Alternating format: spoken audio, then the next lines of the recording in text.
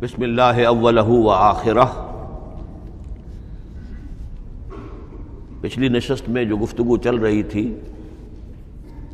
وہ فہم قرآن کے ضمن میں کچھ بنیادی اصول کہ جنہیں اگر پیش نظر رکھا جائے تو سہولت ہو جائے قرآن کے سمجھنے میں۔ 5 چیزیں بیان ہو چکی تھیں۔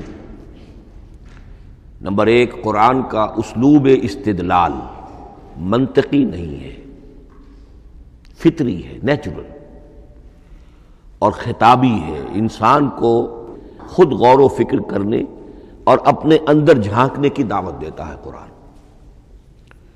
ثانیاً، قرآن مجید کی آیات میں تقسیم ہے محکمات اور متشابہات، اور سورہ آل عمران میں جہاں اس کا ذکر ہے فرما دیا گیا ہے کہ اہل ایمان کا شیوہ یہ ہونا چاہیے کہ وہ محکمات پر اپنی توجہ کو مرکوز رکھیں اور متشابہات کے بارے میں اجمالی طور پر یقین رکھیں کہ اللہ کی طرف سے ہے، یقیناً حق ہے، چاہے وہ ہماری سمجھ میں آئی ہے یا نہیں آئی۔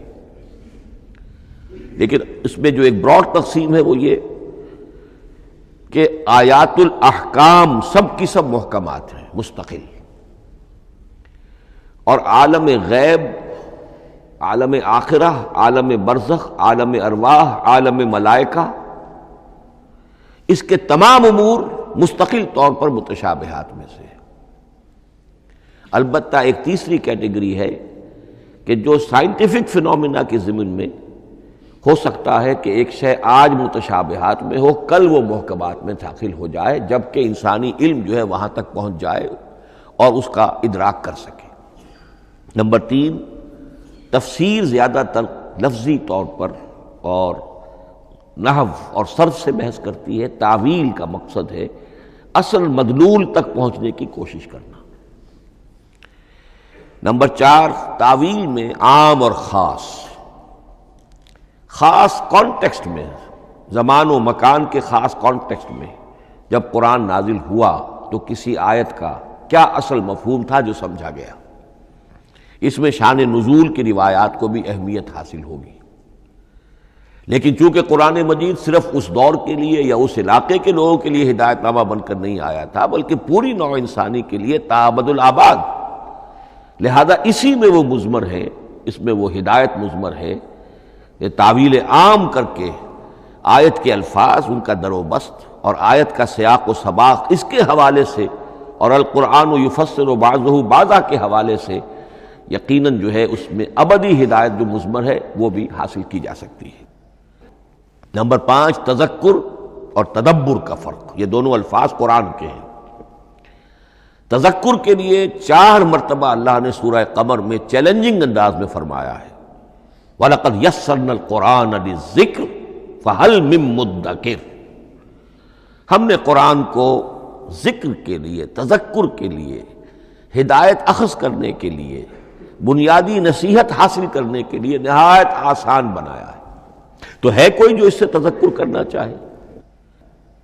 اس تذکر بالقرآن کے لیے صرف یہ کافی ہے کہ انسان عربی زبان سے اتنا واقف ہو کہ اس کا ایک براہ راست مفہوم سمجھتا چلا جائے، اور دوسری شرط لازم ہے نیت کی درستی، طلب ہدایت پیش نظر ہو، اپنے علم کی دھوس جمانا جو ہے وہ مقصود نہ ہو، تو قرآن مجید سے تذکر حاصل ہو جائے۔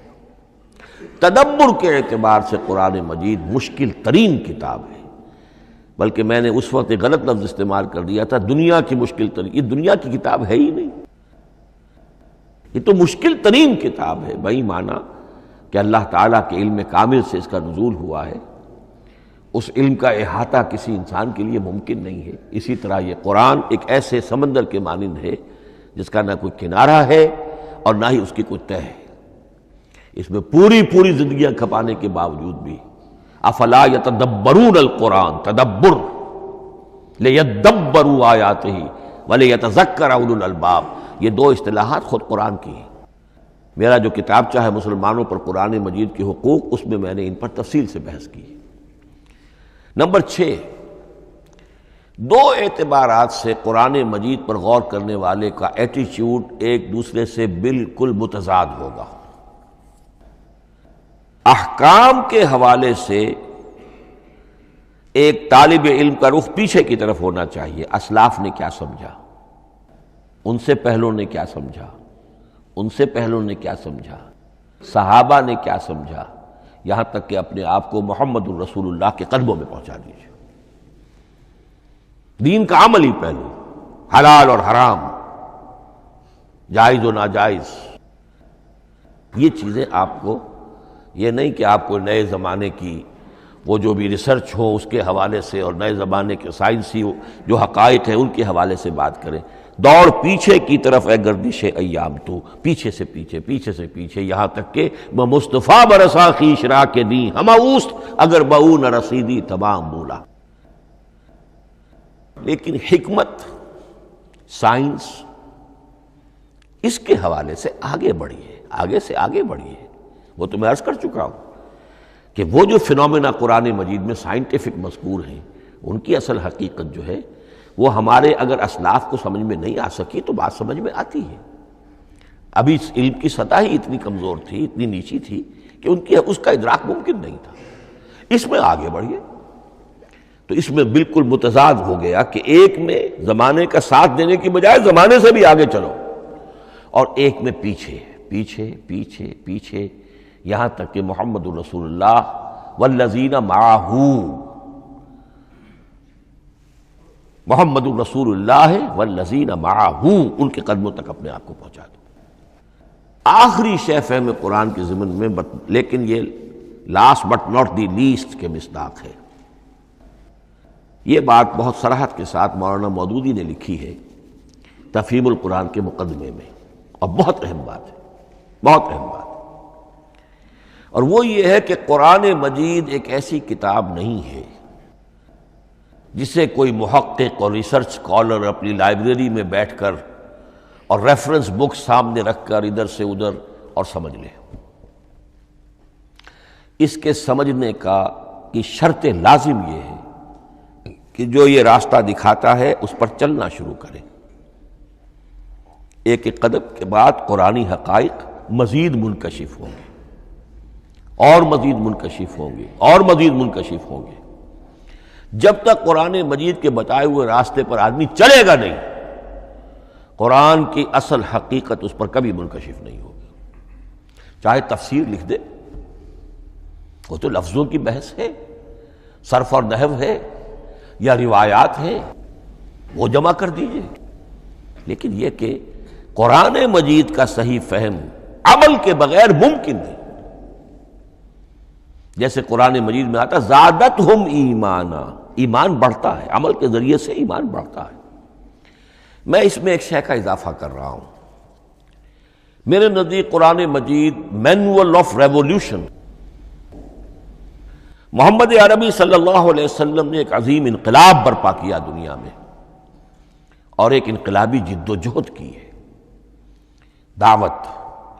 دعوت کے قبول کرنے والوں کو منظم کرنا، ان میں سم و طاعت کی عادت پیدا کرنا، پھر ان میں تن من دھن قربان کرنے کا جذبہ پیدا کرنا، پھر ان کا تزکیہ کرنا، ان کی تربیت، پھر جب وہ تیار ہو جائیں تو باطل سے ٹکر، اور اس میں پھر جہاد اور قتال کے مراحل، تاکہ انقلاب آ گیا، اور یہ کہ جاء الحق وزہق الباطل ان الباطل کان زہوقا۔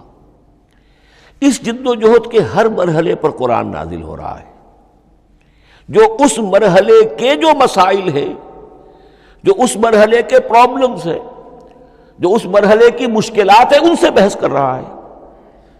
اب اگر کوئی فرد یا کوئی گروہ اس پروسیس میں وہ داخل ہی نہیں، وہ سمجھ ہی نہیں سکتا کہ یہ جو بات کہی جا رہی ہے اس کا اصل محل کیا ہے، مقام کیا ہے، کیوں کہی جا رہی ہے، وہ تو جب اسی قسم کی انقلابی جد و جہد میں کوئی خود مبتلا ہوگا تو اسے معلوم ہوگا یہ تھی وہ مشکل، یا یہ تھا وہ مسئلہ، یا یہ تھا وہ مرحلہ جو اس وقت کی جو جد و جہد تھی محمد الرسول اللہ والذین معہ کی، کہ اس وقت یہ آیات نازل ہوئی۔ اس طریقے سے مینول آف ریولیوشن میں کہا کرتا ہوں، چونکہ ہماری جو طب کی تعلیم ہوتی ہے ان میں مینول آف ڈسیکشن، سب سے پہلے جو ہے اناٹمی پڑھائی جاتی ہے اور ڈیڈ باڈی کی ڈسیکشن ہوتی ہے، تو مینول آف ڈسیکشن جو ہے وہ پہلی کتاب ہوتی ہے جو ہمیں ملتی ہے۔ یہ ہوتا ہے، بتایا جاتا ہے یہاں ذرا شکاف دو اور یہ کھال کو کاٹو، اس کے اندر تمہیں یہ نظر آئے گا، یہ فیشیا ہے، پھر اسے اس کے اندر ایک اور شگاف دو، یہ نظر آئے گا۔ بالکل اسی طریقے سے قرآن مجید کی انگلی پکڑ کر اگر آپ چلیں گے تو پھر درجہ بدرجہ قرآن آپ پر منکشف ہوتا چلا جائے گا۔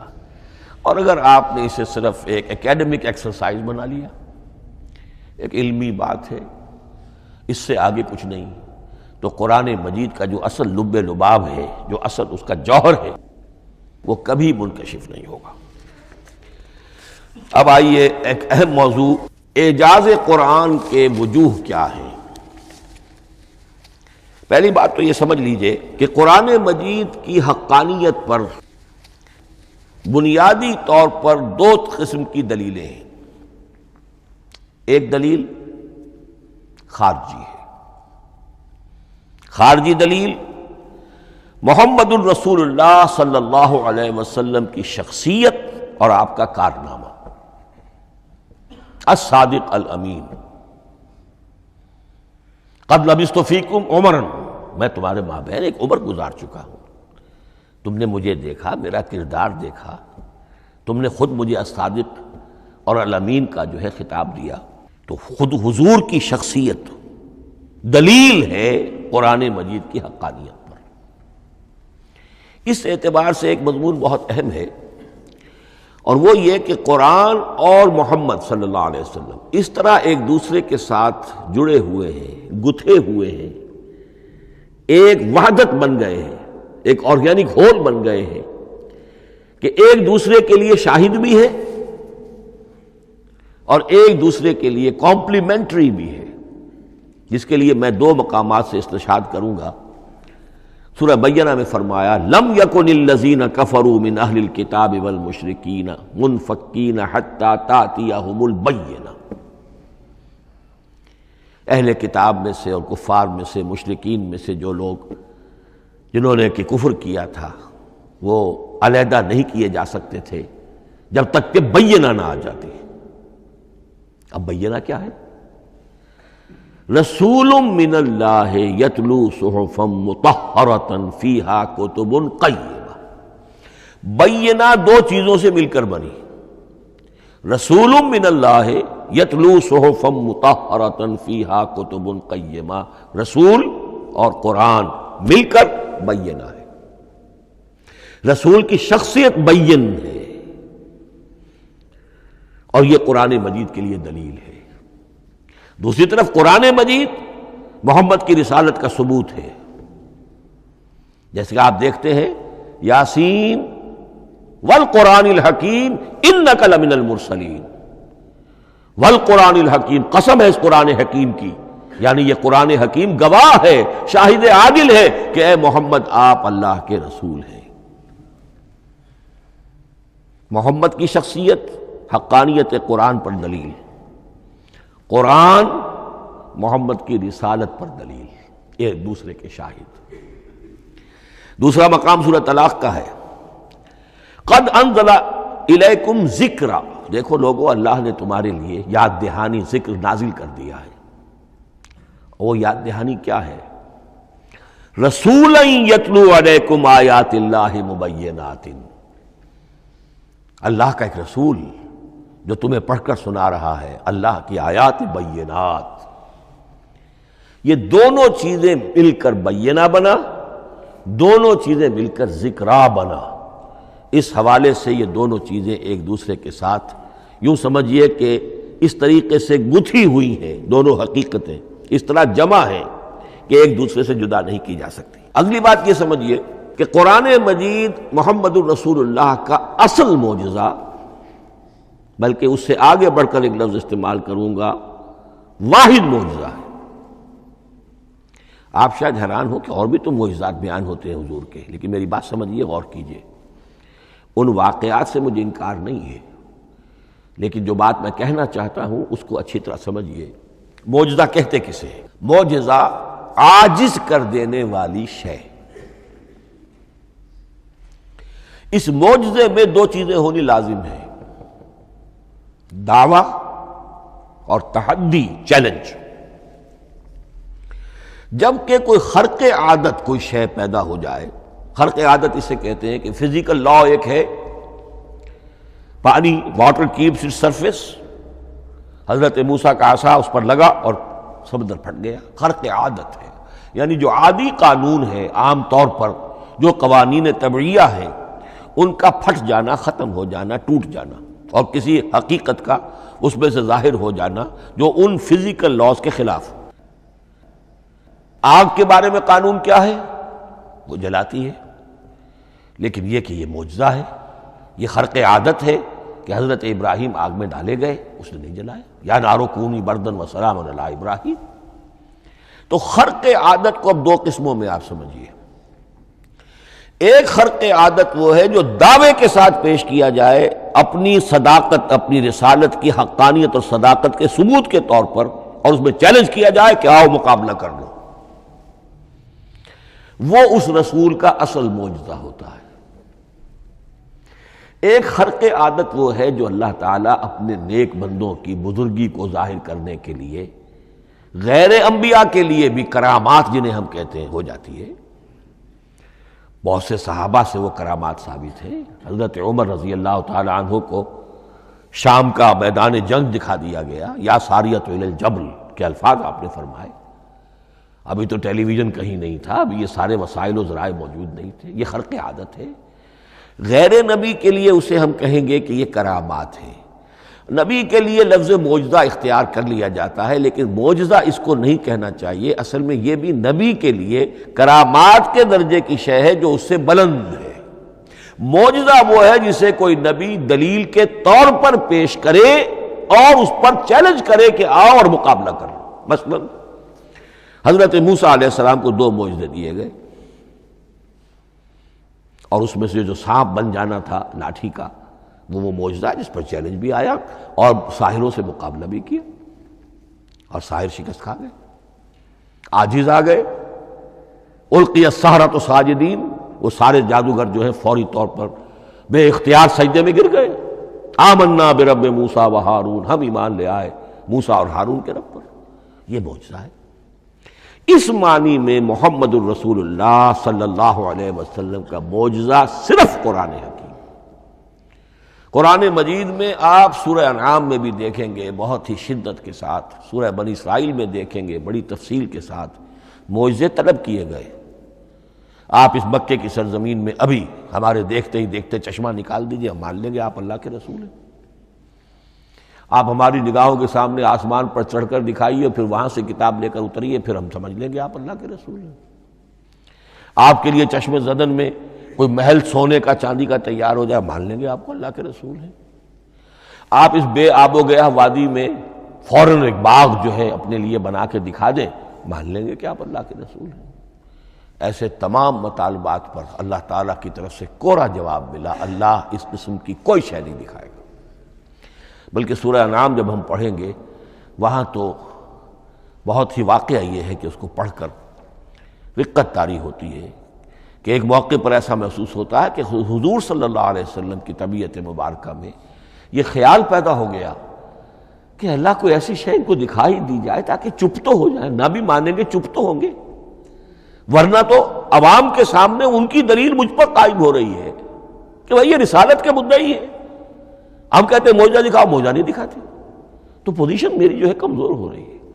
وہاں جس انداز میں اللہ نے کہا ہے، ہرگز نہیں، اے نبی اگر آپ کے اختیار میں ہے تو کہیں آسمان پر سیڑھی لگا لیجئے یا زمین میں سرنگ لگا کے کوئی معجزہ لا سکتے ہو تو لے آئیے، ہم نہیں دکھائیں گے۔ رقت طاری ہوتی ہے۔ تو حضور کا معجزہ اس معنی میں صرف ایک ہے اور وہ قرآن ہے۔ اچھا، اس کے لیے کیسے کیسے چیلنج کیے گئے؟ ام یقولون تقولہ بل لا یؤمنون فلیاتوا بحدیث مثلہ ان کانوا صادقین، سورۃ الطور۔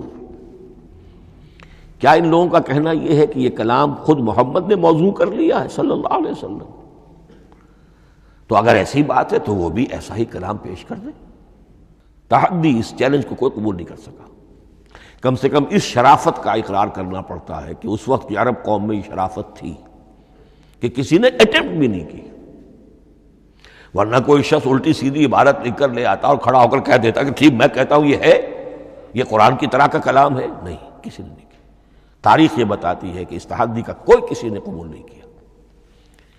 اسی طرح فرمایا سورہ بنی اسرائیل میں قُلْ لَئِنِ اجْتَمَعَتِ الْإِنسُ وَالْجِنُّ عَلَىٰ أَن يَأْتُوا بِمِثْلِ هَٰذَا الْقُرْآنِ لَا يَأْتُونَ بِمِثْلِهِ وَلَوْ كَانَ بَعْضُهُمْ لِبَعْضٍ ظَهِيرًا.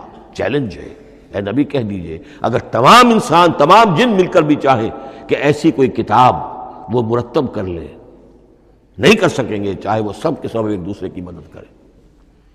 ہے کہ نہیں چیلنج؟ اسی طریقے سے سورہ ہود میں فرمایا، اب اس کو کہتے ہیں برسبیل تنزل، پوری کتاب نہیں لا سکتے قرآن جیسی، چلو تو 10 سورتیں لے آؤ. قُلْ فَاتُوا بِعَشْرِ سُوَرٍ مِثْلَهُ مُفْتَرَيَاتٍ، اے کہیے اے نبی، سورہ ہود کی آیت نمبر 13 ہے، اس جیسی کوئی 10 سورتیں لے آؤ. 114 نہ صحیح، 10 صحیح. یہ بھی نہیں ہوا تو برسبیل تنزل اور سورہ یونس میں فرمایا قُلْ فَاتُوا بِسُورَةٍ مِّن مِثْلِهِ، ایک سورت ہی لے آؤ. اور اسی کو سورہ بقرہ کے 30 رکوع میں دہرایا گیا، وَإِن كُنتُمْ فِي رَيْبٍ مِّمَّا نَزَّلْنَا عَلَىٰ عَبْدِنَا فَأْتُوا بِسُورَةٍ مِّن مِّثْلِهِ وَادْعُوا شُهَدَاءَكُم مِّن دُونِ اللَّهِ إِن كُنتُمْ صَادِقِينَ. لیکن نوٹ کر لیجئے کہ کسی نے یہ جرأت نہیں کی، نہ قرآن کے اس دعوے کو چیلنج کیا، نہ کسی نے مقابلے کی کوشش کی، نہ کوئی اپنی کوئی تصنیف و تالیف یا اپنا کوئی کمپوزیشن لا کر اور یہ دعویٰ کر کے کھڑا ہوا کہ جمع کر لیجئے، منصف بلا لیجئے، کوئی کمیشن بٹھا لیجئے، میرا یہ کلام بھی بالکل ہم وزن ہے اس کلام کے. نہیں. اب ہمیں دیکھنا یہ ہے کہ وجوہ اعجاز قرآن مجید کے کیا کیا ہے. معجزہ تو یہ ہے، حضور کا اصل معجزہ یہ ہے، لیکن معجزہ کس کس پہلو سے ہے؟ یہ ایک ایسا موضوع ہے کہ جس پر پوری تصانیف لکھی گئی ہیں. وجوہ الاعجاز، وجوہ اعجاز القرآن، قرآن کے معجزہ ہونے کے کون کون سے پہلو ہیں.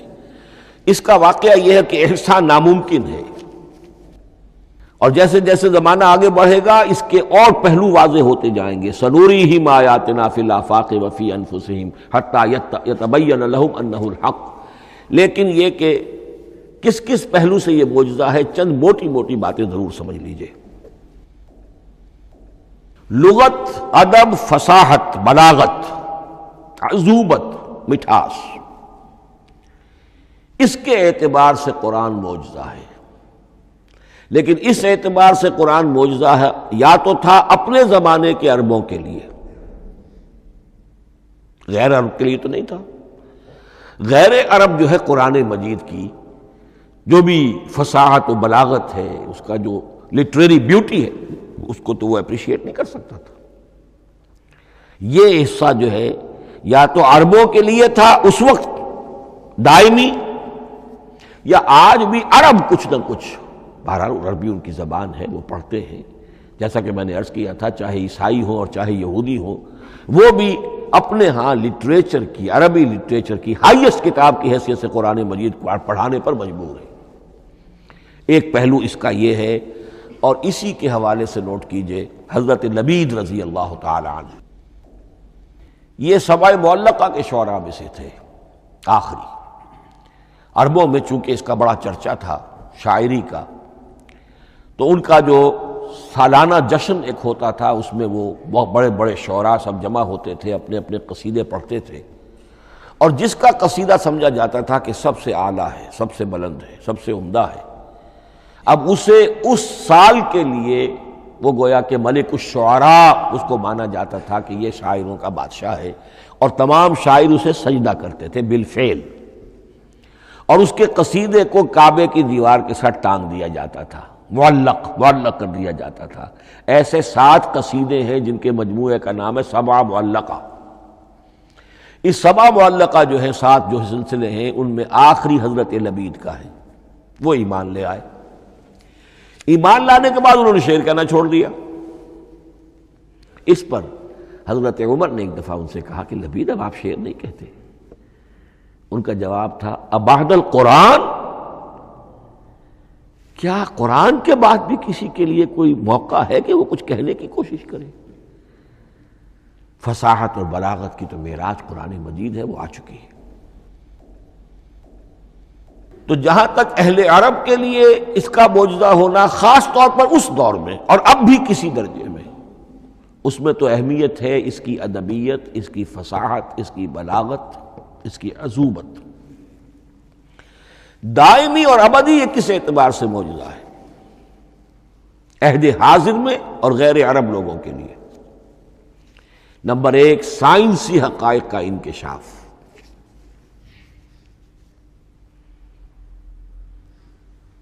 جس طریقے سے کہ یہ سائنسی حقائق منکشف ہوتے چلے جا رہے ہیں ابدی طور پر، میں ڈاکٹر مورس بکائی کا حوالہ دے چکا ہوں اور پروفیسر ڈاکٹر کیتھل مور کا حوالہ دے چکا ہوں، ان کو ذہن میں رکھیے۔ سنریہم آیاتنا فی الآفاق وفی انفسہم حتی یتبین لہم انہ الحق۔ نمبر دو، حضور کا وہ کارنامہ کہ آپ نے ایک عظیم انقلاب برپا کر کے دکھایا اور وہ نظام قائم کر کے دکھایا کہ جس سے بہتر، جس سے عادلانہ، جس سے زیادہ منصفانہ کوئی نظام دنیا میں نہ آج تک قائم ہوا ہے اور نہ اس کی کوئی دوسری نظیر پیش کی جا سکتی۔ یہ ہے سب سے بڑا معجزہ، اور معجزہ ہوا قرآن سے۔ اتر کر حرا سے سوئے قوم آیا اور ایک نسخہ کیمیا ساتھ لایا۔ یہ سارا معجزہ، جیسا کہ میں نے شروع میں عرض کیا ہے، محمد اور قرآن دونوں مل کر بینہ بھی ہے تو رسول من اللہ یتلو صحفا مطہرۃ فیہا کتب قیمہ، اور قد انزل الیکم ذکرا رسولا یتلو علیکم آیات اللہ المبینات۔ یہ معجزہ جو ہے جس کے حوالے سے دنیا میں بڑی بڑی شخصیات نے شہادت دی۔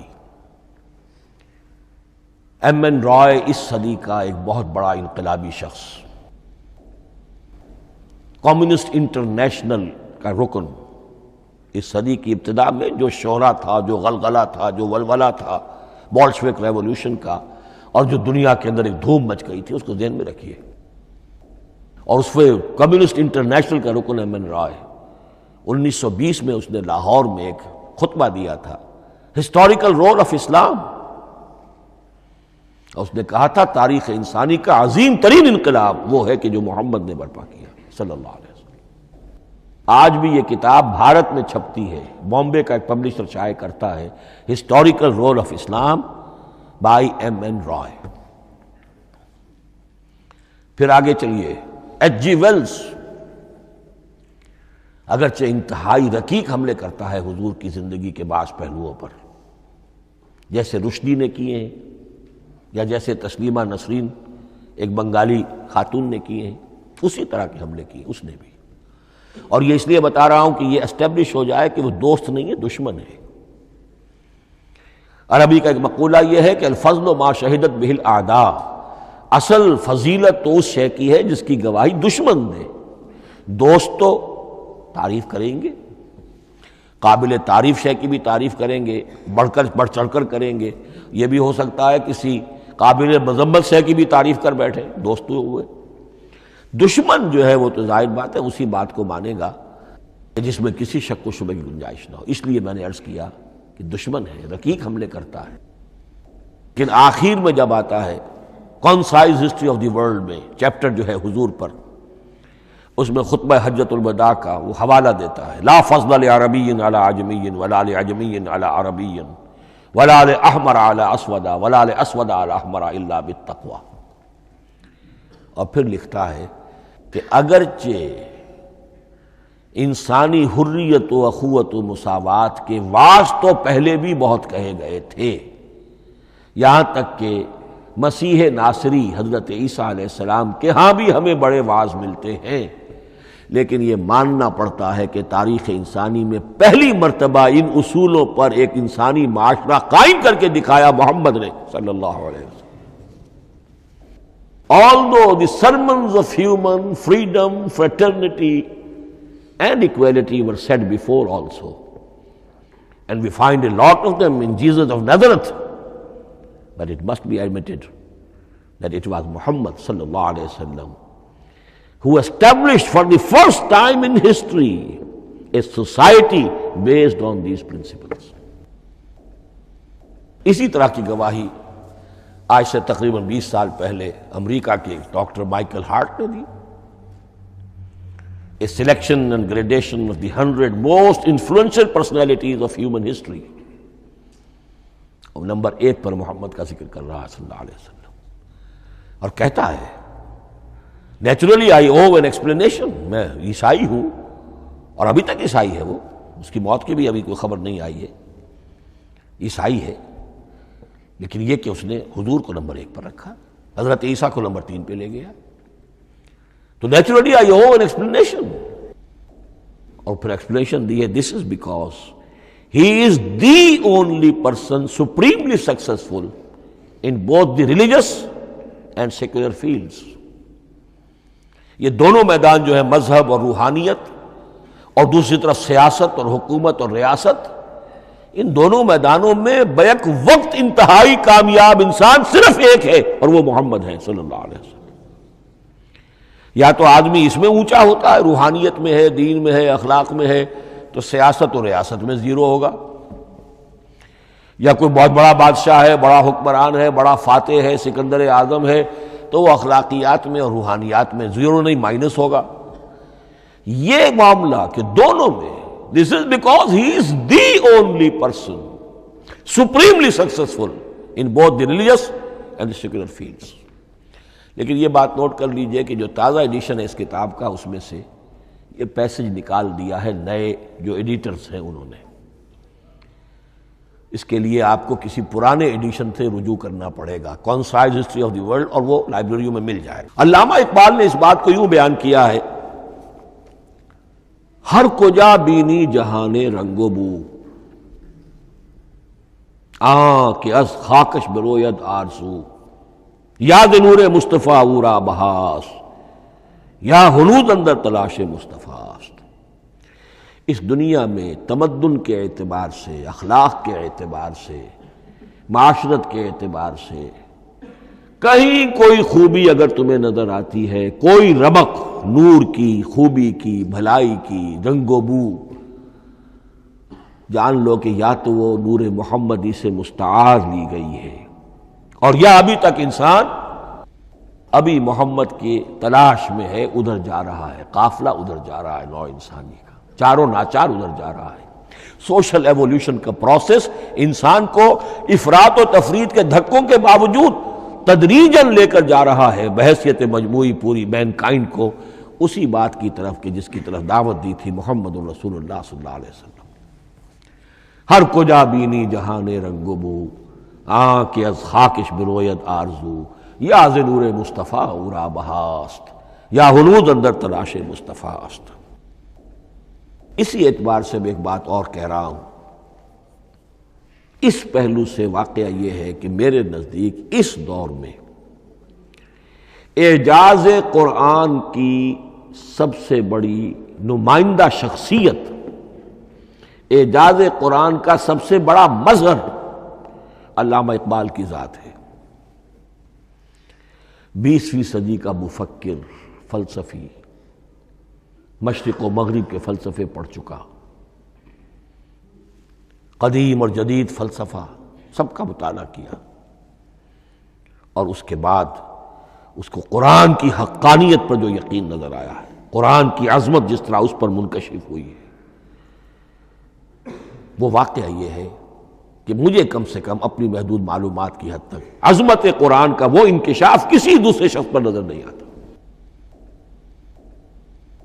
انہوں نے جس جس طریقے سے مرثیے کہے ہیں کہ مسلمان قوم نے کس طرح قرآن کو چھوڑا ہوا ہے، واعظ ہے تو قرآن سے نہیں کہیں اور سے،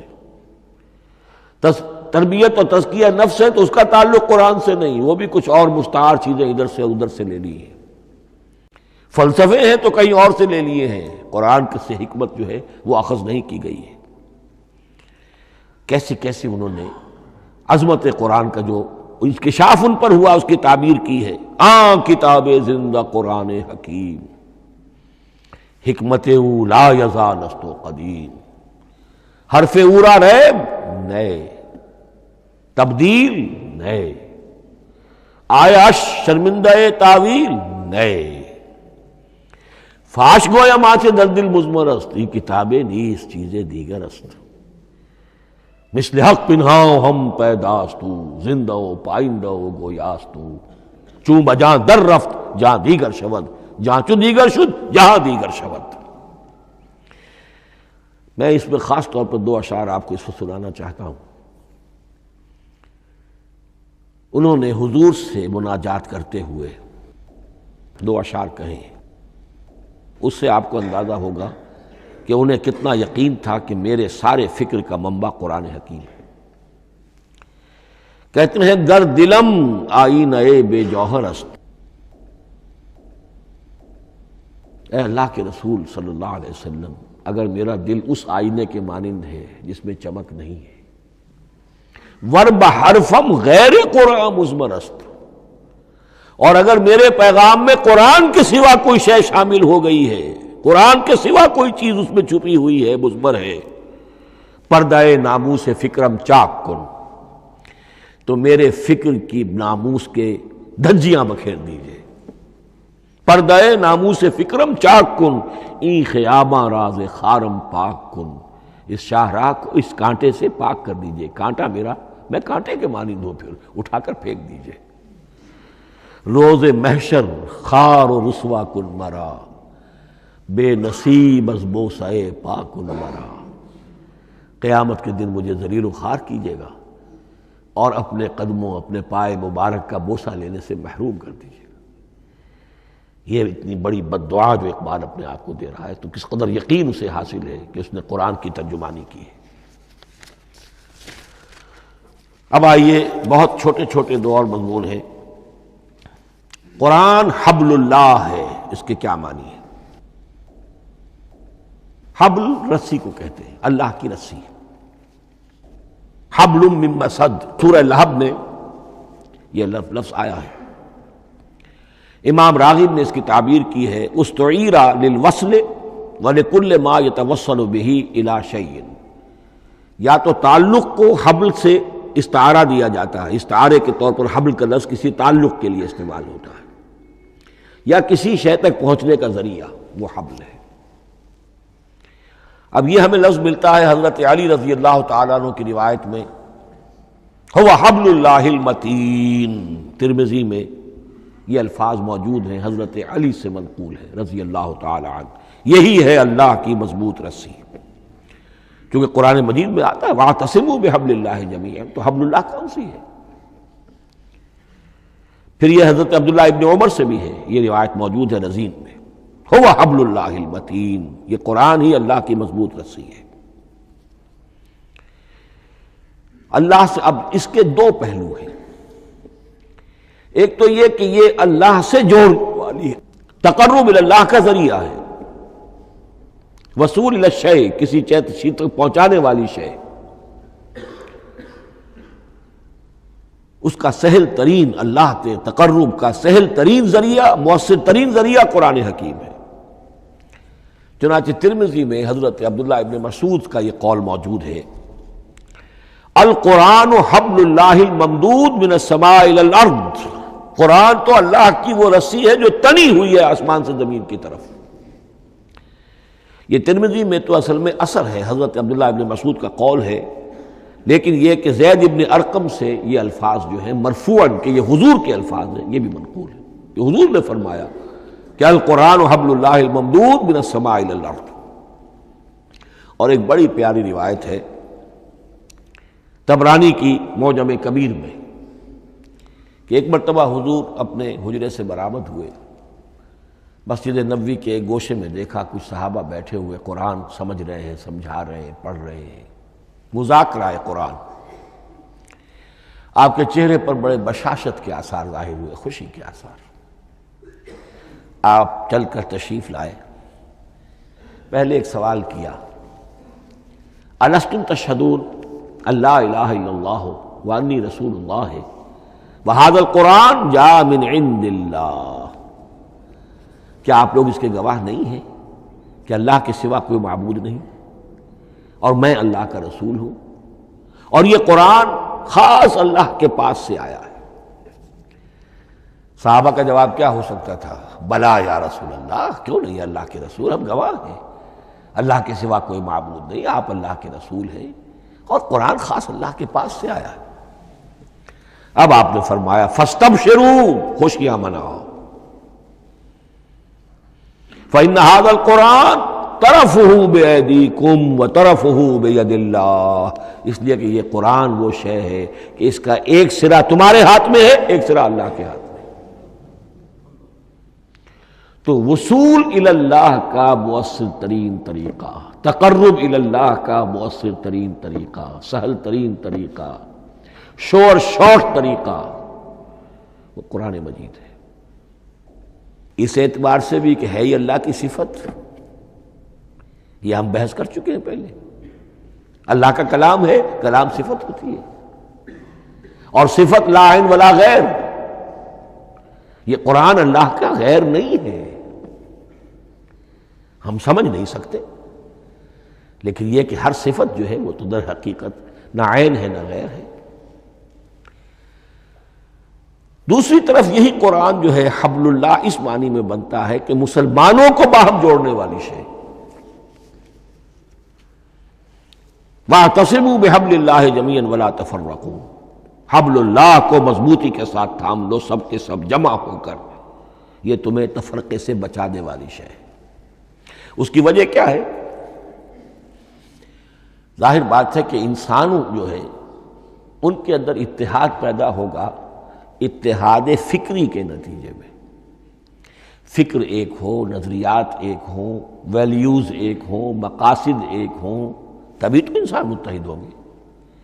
یہ بھیڑوں کا گلہ تو نہیں ہے کہ چرواہے کی ایک لاٹھی کافی ہے ان کو جمع رکھنے کے لیے، وہ بھیڑوں کا گلہ ہے۔ انسانوں کو جمع کرنے کے لیے کوئی ایسی شے جو تمہیں ایک فکر سے، ایک نظریے سے، ایک مقصد سے، ایک نصب العین سے متصف کر دے، وہ تمہیں جوڑ دے گی۔ اور قرآن وہ شے ہے جو ایک فکر دیتا ہے، ایک خیال دیتا ہے، ایک نظریہ دیتا ہے، ایک عقیدہ دیتا ہے، ایک مقصد دیتا ہے، ایک نصب العین دیتا ہے، اللہ کے لیے جینا، اللہ کے لیے مرنا، ان صلاتی و نسکی و محیای و مماتی للہ رب العالمین، ایک آئیڈیل دیتا ہے محمد الرسول اللہ کی شکل میں، لقد کان لکم فی رسول اللہ اسوۃ حسنہ۔ اب قرآن وہ چیز ہے کہ جو تمہیں آپس میں جوڑتی چلی جائے گی، تمہارے درمیان اتحاد پیدا ہو جائے گی۔ آخری چیز، مسلمانوں پر قرآن مجید کے حقوق کیا ہیں؟ یہ صرف اشارہ کروں گا اس لیے کہ اس پر میرا کتابچہ موجود ہے، اور اس کتابچے کو اللہ تعالیٰ نے بہت قبول عام عطا فرمایا۔ اس کا انگریزی ترجمہ کیا ایک صاحب نے، از خود کیا، خود ہی ٹائپ کیا، خود ہی چھپوایا۔ عربی ترجمہ ایک صاحب نے کیا، خود کیا۔ فارسی ترجمہ ایک صاحب نے کیا، خود کیا، بغیر کسی معاوضے کے۔ ملیشیا میں وہ چھپ چکا ہے، لاکھوں کی تعداد میں عام ہو چکا ہے۔ پھر میں نے ایک موقع پر 1970 میں رمضان مبارک کے دوران آخری عشرے میں مولانا بن نوری رحمۃ اللہ علیہ تشریف لائے ہوئے تھے مدینہ منورہ، اور میں نے بھی وہ پورا رمضان مبارک اس سال وہیں کیا تھا۔ میں نے ان کو دیا تھا کہ آپ دیکھیے اس میں کوئی غلطی ہو تو مجھے بتا دیجئے، میں اسے بڑے پیمانے پر شائع کرنا چاہتا ہوں۔ انہوں نے حالت اعتکاف میں مسجد نبوی میں پڑھا ہے، صرف ایک جگہ ایک جملے میں انہوں نے اصلاح تجویز کی، وہ میں نے کر دی۔ اس اعتبار سے اب یہ کتابچہ جو ہے مصدقہ ہے مولانا محمد یوسف بن نوری رحمۃ اللہ علیہ کا۔ اس میں اللہ تعالیٰ نے جو بات مجھ سے کہلوا دی تھی، تقریباً 30 سال پہلے کی بات ہے، ہر مسلمان پر قرآن مجید کے 5 حقوق حسب استعداد و توفیق عائد ہوتے ہیں۔ پہلے یہ کہ اس پر ایمان ہو جیسا کہ ایمان کا حق ہے، صرف زبانی ایمان نہیں، دل سے یقین کہ یہ اللہ کا کلام ہے۔ اور اس کا نتیجہ کیا ہوگا؟ پھر عظمت اس کی پیدا ہوگی، ایمان و تعظیم، یہ پہلا حق ہے۔ تلاوت و ترتیل، اس کو پڑھے جیسے کہ پڑھنے کا حق ہے، پھر سمجھے جیسے کہ سمجھنے کا حق ہے، تذکر و تدبر، پھر عمل کرے، انفرادی طور پر بھی اجتماعی طور پر بھی۔ انفرادی طور پر جو آپ کی زندگی کے معاملات ہیں وہ آپ قرآن کے مطابق طے کریں، قومی سطح پر حکومت اور ریاست اور قانون اور سیاست اس کے سارے تقاضے قرآن کے مطابق پورے ہوں، اور آخری یہ کہ اس قرآن کو پہنچائیں اور عام کریں، جس کے لیے حضور نے اس حد تک اس میں عمومیت کر دی ہے کہ بلغوا انی ولو آیۃ، پہنچاؤ میری جانب سے خواہ ایک ہی آیت پہنچاؤ، میرا کوئی امتی اس سعادت سے بالکل محروم نہ رہ جائے۔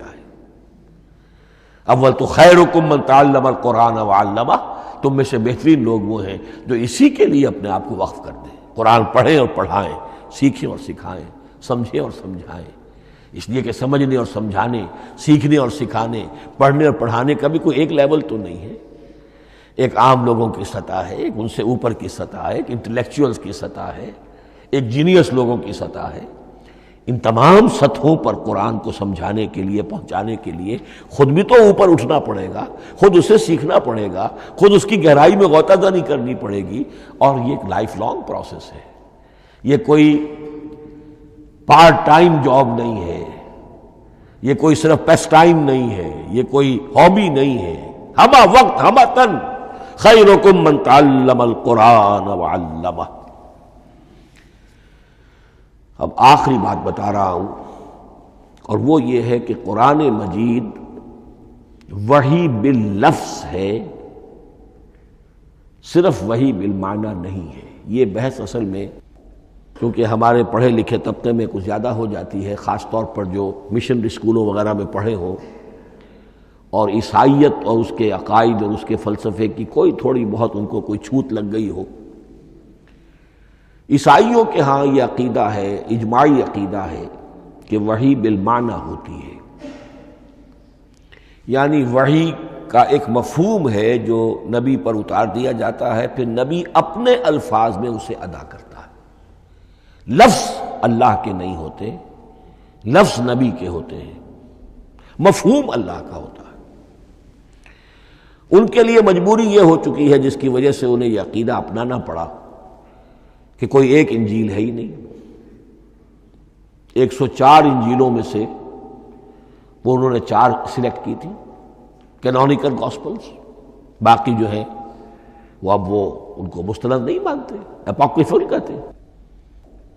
اور میں نے ایک مرتبہ ایک پادری صاحب سے، مسٹر وائٹ ہوتے تھے منٹگمری میں نے ان سے پوچھا which one of them is Bible, یہ متی اور یہ لیوک اور مارکس اور جان، ان میں سے کون سی بائبل کون سی ہے؟ تو اس نے جواب دیا none of them is Bible. Bible is in them. ان میں سے کوئی ایک بھی مشخص طور پر، معین طور پر بائبل نہیں ہے، بائبل ان میں ہے بحیثیت مجموعی، لہذا ان کے لیے یہ عقیدہ جو ہے وہ لازم سا ہو گیا۔ ہمارے ہاں بھی بعض فلاسفہ نے اس قسم کی باتیں کی ہے کہ جن سے یہ دھوکہ لگتا ہے، لیکن میں خاص طور پہ چونکہ علامہ اقبال کا تذکرہ میں نے آج کیا ہے، اسی حوالے سے میں ان کا ایک واقعہ بیان کرنا چاہتا ہوں۔ ایف سی کالج لاہور کے پرنسپل تھے ڈاکٹر یوئنگ، ایک دعوت تھی، اس میں علامہ بھی تھے، وہ بھی تھے۔ تو ڈاکٹر یوئنگ نے کہا، وہ بڑا فلسفی تھا، کہ ڈاکٹر اقبال ہم نے سنا ہے کہ آپ بھی وحی باللفظ کے قائل ہیں، آپ جیسا پڑھا لکھا شخص، عالم دانا۔ علامہ اقبال نے فرمایا جی ہاں، اور مجھے تو اس کا ذاتی تجربہ ہے،